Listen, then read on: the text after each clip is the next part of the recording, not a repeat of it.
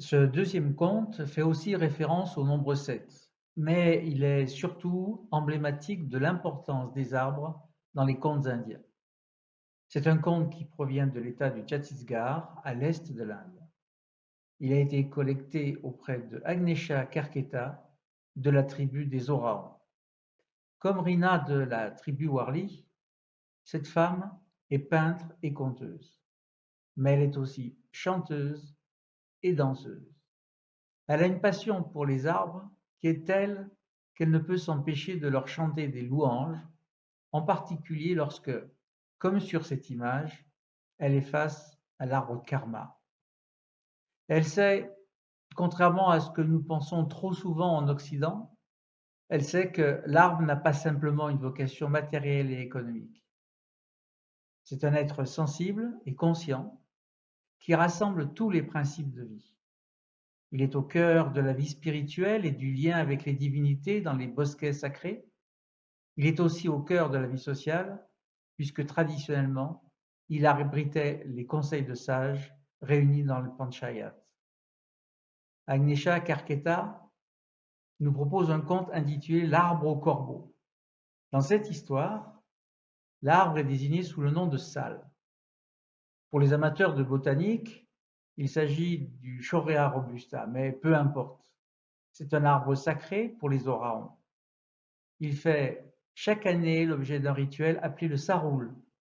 Selon Agnesha Karketa, ce rituel proviendrait de la légende que nous raconte Anne Kowaleski. Ils étaient 7. 7 frères. 7 frères à vivre dans la même maison. 7 frères et leurs 7 épouses. Et les choses se passaient mal. Et oui, il y avait toujours, il y avait toujours quelqu'un pour contester l'organisation de la maison, pour critiquer telle ou telle dépense, pour dire que ce qui était fait n'était pas bien et ce qui n'était pas fait n'était pas bien non plus. Oui, les choses étaient compliquées et loin d'être sereines. Un matin, le frère aîné a réuni tout le monde et il a dit: nous sommes nombreux à vivre dans la même maison. Et les choses sont parfois difficiles, compliquées. Alors voici ce que je vous propose. Chaque mois, une de nos épouses prendra la direction de la maison. C'est elle qui décidera de l'organisation, c'est elle qui décidera des dépenses, c'est elle qui décidera de ce qui doit être fait ou de ce qui ne doit pas être fait. Si jamais l'une d'entre vous n'est pas d'accord, eh bien il lui suffira d'attendre son tour et faire comme elle l'entend et ainsi prouver que c'est elle qui a raison. Lorsque le frère s'est tu, il y eut un grand silence. Et chose extraordinaire, pour la première fois depuis bien longtemps, tout le monde était d'accord. Et parmi les épouses, il y en a même certaines qui se réjouissaient en se disant: ah, 6 mois sur 7, nous n'aurons rien à faire. Et c'est ainsi que l'épouse du frère aîné a pris la direction de la maison. Et à la fin du mois, les frères se sont réunis pour faire le bilan du mois écoulé. Et ainsi de suite. Épouse après épouse, mois après mois, les choses se passaient ainsi. Et c'était au tour de la dernière épouse, l'épouse du frère cadet, d'avoir la direction de la maison. Et lorsque les frères se sont réunis à la fin du mois pour faire le bilan du mois écoulé, ils ont été unanimes pour dire leur satisfaction, voire même leur admiration. Il faut dire que l'épouse avait fort peu dépensé et que les recettes avaient été nombreuses. À croire que les dieux s'étaient alliés à elle. La pluie était tombée juste au bon moment. Les récoltes de fruits avaient été abondantes et les fruits étaient goûteux, savoureux. Ils avaient été vendus comme jamais au marché. En plus, elle s'était arrangée pour que les repas servis soient servis au bon moment et soient absolument délicieux. Oui, vraiment, l'épouse avait fait un travail remarquable pendant ce mois. Et les frères étaient heureux, le plus jeune surtout, heureux et fier de sa jeune épouse. Par contre, du côté des épouses, ça n'était pas tout à fait la même chanson. Quelque chose comme un ver qui ronge le fruit. La jalousie est arrivée dans le cœur des femmes. cette jeune épouse qui fait tout mieux que nous, elle va nous porter ombrage et nos maris vont la préférer. Il faut se débarrasser d'elle. Et les épouses en ont parlé à leur mari. Et ce que femme jalouse veut, femme jalouse l'obtient. Un matin, les frères ont appelé leur plus jeune frère, le cadet, et lui ont dit que pour que la paix revienne dans la maison, il fallait qu'il emmène sa femme dans la forêt et qu'il la tue. Le frère cadet devait obéissance et respect à ses frères. Alors le lendemain matin, la mort dans l'âme, il est parti en compagnie de sa femme en direction de la forêt. Là, ils ont marché longtemps sous les arbres et ils se sont arrêtés au pied d'un arbre immense, un arbre sala. Sur les branches de l'arbre, tout en haut, il y avait des dizaines, des centaines, des milliers de corbeaux qui nichaient. L'homme a dit à sa femme, « Reste là au pied de l'arbre, attends-moi.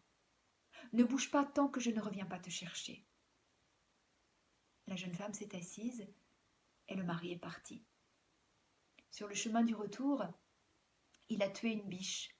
Il a pris son cœur et l'a ramené à la maison. Arrivé à la maison, il a montré le cœur de la biche et sa hache tachée de sang et il a dit qu'il avait tué sa femme. Pendant ce temps, dans la forêt, la jeune femme était au pied de l'arbre et elle attendait son mari. Mais le mari ne revenait pas. Alors la jeune femme s'est mise à pleurer. Mais le mari ne revenait pas. Et lorsqu'elle a été à bout de larmes, la jeune femme s'est couchée au pied de l'arbre. Et elle a écouté le bruit de la forêt. Elle a écouté les corbeaux au-dessus de sa tête. Elle avait presque l'impression de les comprendre. Alors elle est restée là, au pied de l'arbre, à écouter les corbeaux. Le lendemain, le mari n'était toujours pas de retour. Et la jeune femme commençait à avoir faim, soif. Alors, elle a décidé de s'éloigner un peu de l'arbre pour aller chercher à manger et à boire. Mais avant de s'éloigner, elle a pris un morceau de son sari qu'elle a tourné 7 fois autour de l'arbre. Comme ça, si son mari revenait, il saurait qu'elle n'était pas partie très loin. Mais lorsqu'elle est revenue, le mari n'était pas revenu. Alors elle est restée sous l'arbre, sous la protection des corbeaux. Et la vie pour la jeune femme s'est organisée. Elle ne s'éloignait jamais beaucoup de l'arbre, elle se sentait en sécurité là. Et un matin, elle s'est rendue compte d'une chose magnifique. Elle s'est rendue compte qu'elle était enceinte. Oui, elle attendait un enfant. Alors, elle s'est réjouie de se dire que son enfant naîtrait sous l'arbre sala, sous la protection des corbeaux. Ouais. Et elle était là, à côté de l'arbre, à vivre tranquillement. Quand un matin, elle a entendu du bruit. Et elle a vu des soldats qui passaient. Alors elle s'est cachée et elle a écouté. Elle a écouté les soldats qui disaient que le roi était malade. Oh, il avait une bien étrange maladie. Il avait les oreilles pourries. Des oreilles pourries.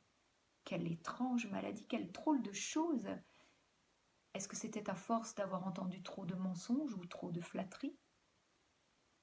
Et les soldats de dire que le roi avait fait venir des médecins, des magiciens, des sorciers, des mages, mais rien à faire. Personne n'arrivait à guérir les oreilles du roi. Et il avait même promis récompense extraordinaire à qui pourrait guérir ses oreilles. La jeune femme a écouté tout cela et se disait qu'effectivement, avoir les oreilles qui pourrissent était une bien étrange maladie. Et le soir, alors que comme tous les soirs, elle était allongée au pied de l'arbre sala, elle a entendu les corbeaux qui parlaient. Et l'un d'entre eux disait « Eh mes frères, j'ai fait quelque chose d'intéressant aujourd'hui. Je suis allée au palais royal. Je me suis approchée du roi et je suis allée picorer ses oreilles pourries. Ma foi, c'était délicieux. Mais je comprends que le roi soit inquiet parce que ses oreilles sont en piteux état. Et s'il ne fait rien, bientôt c'est sa tête tout entière qui va pourrir. Ouais, je crois que le roi est perdu. Et voilà qu'un corbeau a répondu. Bien sûr que le roi est perdu, sauf si quelqu'un vient et badigeonne les oreilles du roi avec notre fiente. Mais qui donc aurait l'idée de badigeonner les oreilles du roi avec de la fiente de corbeau? Personne. Personne ne pourrait faire cela. La jeune femme avait tout entendu. Le lendemain matin, à la première heure, elle a ramassé de la fiente de corbeau au pied de l'arbre. Elle a mis ça dans un panier qu'elle a glissé sous son sari. Elle est sortie de la forêt et elle s'est présentée au palais royal. Au palais, malgré sa pauvreté et sa crasse, lorsqu'elle a dit qu'elle avait un remède pour soigner les oreilles du roi, on l'a conduite dans la grande salle du trône. Là, le roi l'a regardée et lui a dit « Femme, si tu parviens à me guérir, tu auras récompense. Tu n'auras plus à te soucier de rien. Mais par contre, si tu échoues, tu seras jetée aux chiens. » La jeune femme n'a rien répondu. Elle s'est avancée vers le roi, elle a sorti le panier et elle a plongé sa main dans le panier et l'a sorti rempli de fientes de corbeau. Et sous l'œil dégoûté de tous ceux qui étaient là tout autour du roi et du roi lui-même, elle a badigeonné les oreilles du roi avec de la fiente de corbeau d'un côté et puis de l'autre. Et là, la magie est opérée. Les oreilles du roi étaient guéries. Le roi a touché ses oreilles, il a senti qu'elles étaient de nouveau délicatement ourlées, qu'elles s'étaient redevenues oreilles royales. Il a regardé dans le miroir et il a vu que ses oreilles étaient parfaites. « Femme, tu as réussi. Tu as réussi là où tous les médecins les plus savants ont échoué. » Parole de roi, parole tenue. Et la jeune femme s'est installée dans un palais absolument magnifique, avec une cohorte de serviteurs à son service. La jeune femme était heureuse. Et c'est ainsi qu'elle a mis au monde son enfant, non pas au pied de l'arbre Sala sous la protection des corbeaux, mais dans un palais somptueux, dans des draps de soie. La jeune femme était heureuse. Elle ne regrettait pas la forêt. Elle pensait souvent à l'arbre Sala et aux corbeaux. Elle ne regrettait pas ses belles sœurs. Par contre, elle regrettait son mari. Mais les choses étaient ainsi.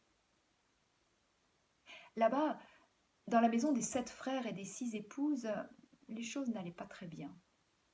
Et non, la récolte avait été mauvaise, ils n'avaient pratiquement plus rien à manger, et ils en étaient réduits à aller ramasser du bois dans la forêt pour en faire des fagots, pour les vendre à qui voudrait bien les acheter au marché. Et c'est comme ça qu'un matin, on a sonné à la porte de la belle demeure de la jeune femme. C'était un marchand de fagots. La jeune femme, qui se souvenait d'où elle venait, a fait rentrer ce marchand. Et lorsqu'elle l'a vu, elle l'a reconnu. C'était son mari. Alors, elle s'est fait reconnaître. « Ma femme, mais tu es en vie, mais comment cela s'est-il possible? Comment cela s'est passé ?» Et la femme a raconté. Elle a raconté l'arbre Sala, la protection des corbeaux. Elle a raconté les soldats qui passaient et qui racontaient la maladie du roi. Elle a raconté la conversation des corbeaux, le remède, la guérison du roi et cette demeure somptueuse. Elle a parlé de leur fils. « Mon mari, puisque tu es là, tu peux bien rester avec moi. » Et le mari a dit oui. Pour se souvenir que c'était grâce à l'arbre Sala, grâce à l'arbre au corbeau, qu'ils étaient réunis et qu'ils étaient devenus riches, ils ont porté offrande au pied de l'arbre. Et depuis ce temps-là, chaque année, ils portent offrande au pied de l'arbre Sala, au pied de l'arbre corbeau. Et depuis ce temps-là, chez les Araons, chaque année, on porte offrande au pied de l'arbre Sala, au pied de l'arbre à corbeau, qui est un arbre sacré.